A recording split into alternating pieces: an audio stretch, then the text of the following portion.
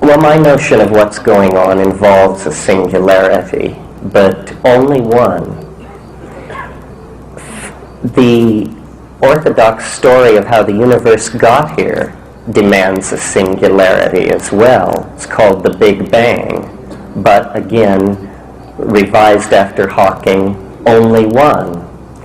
Well, so science puts its singularity at the beginning of the universe, and here is what it is. It is that suddenly, and for no reason, the entire universe sprang from nothing. It was definitely smaller than a dime. And granted that, we can explain everything.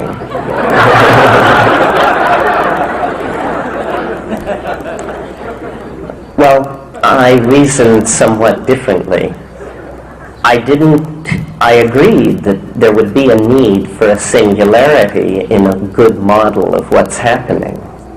But it seemed to me that the singularity would probably be more likely to emerge out of a very complex set of preconditions rather than just springing from nothing.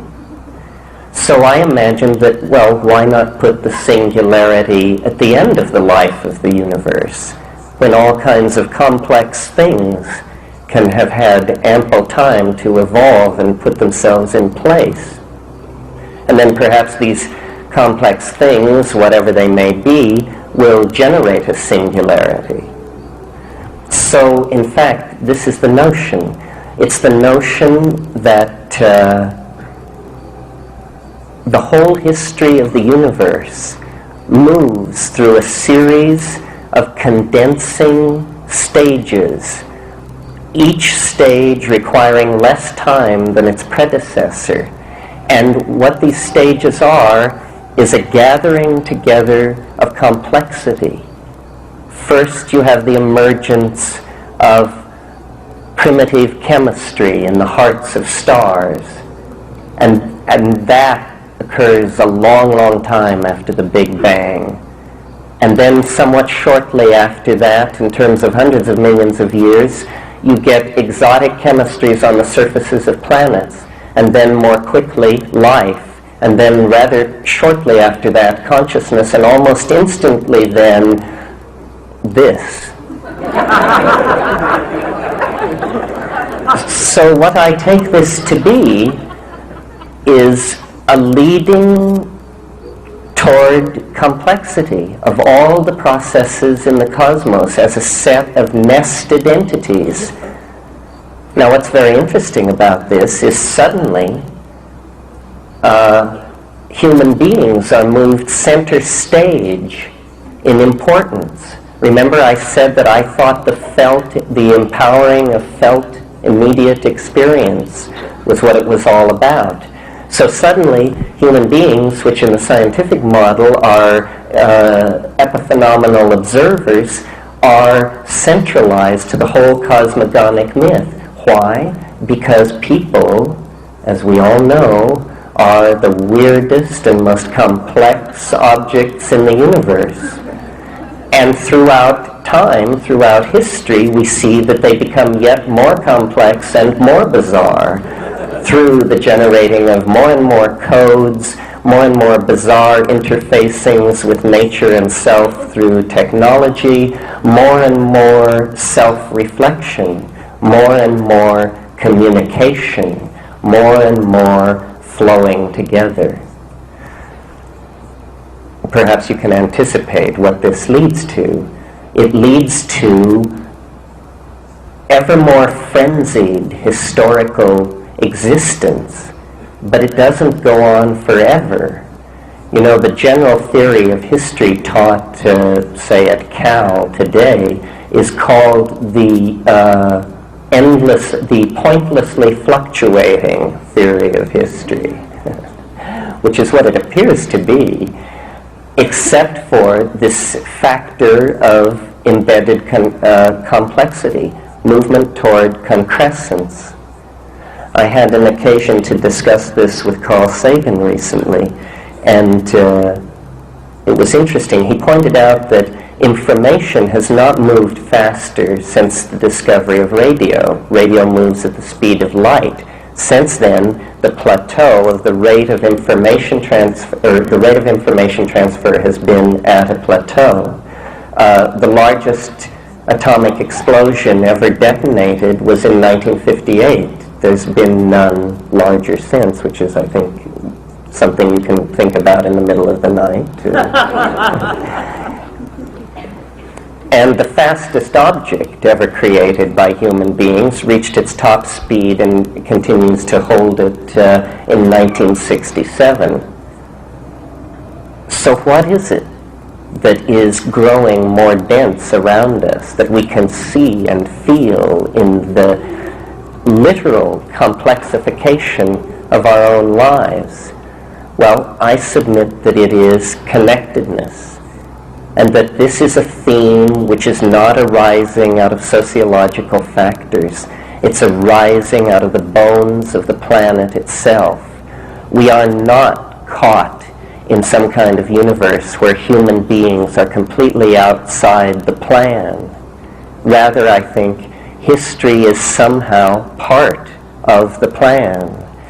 And by anticipating or somehow trying to come into resonance with what history's part in the plan is, I think we can lift the pall of existential doubt that is the legacy of modern thought.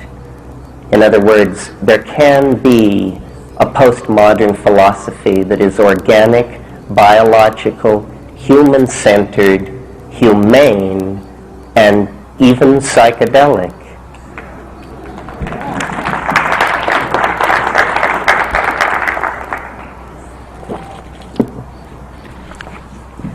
But now what about this singularity?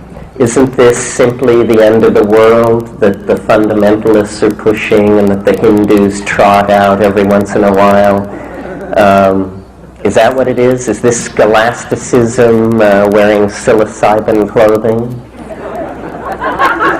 Could be, folks. No, I don't really think so, though. The Mandayans, who are a very obscure religious cult and hence very dear to my heart, have a very interesting myth, which is their eschatology is they believe that at the end of the world a savior will come called the secret Adam. And the secret Adam, rather than teaching a message, will build a machine of some sort. They're very explicit about this. And the machine is a light pump for gathering souls together and projecting them beyond the machinery of cosmic fate and back to their awesome and hidden home in the harmony with the All-Father who is hidden. They love that sort of thing.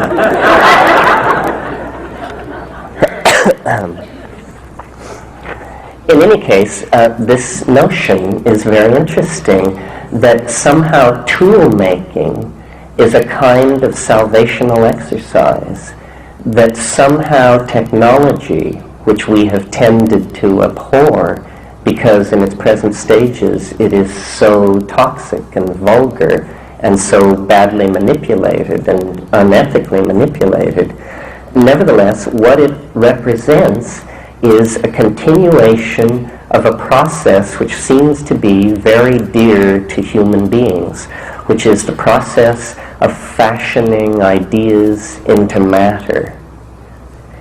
And I think that what we're moving toward, if we can come out on the other side of the very narrow political neck, the crisis that looms ahead of us, because there is a historical crisis, make no mistake about it.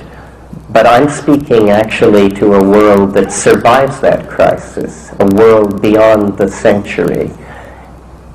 And I think that world has a crack at allowing us to become what we wish to be, to project ourselves out of the monkey nature and to really explore what self-reflection means.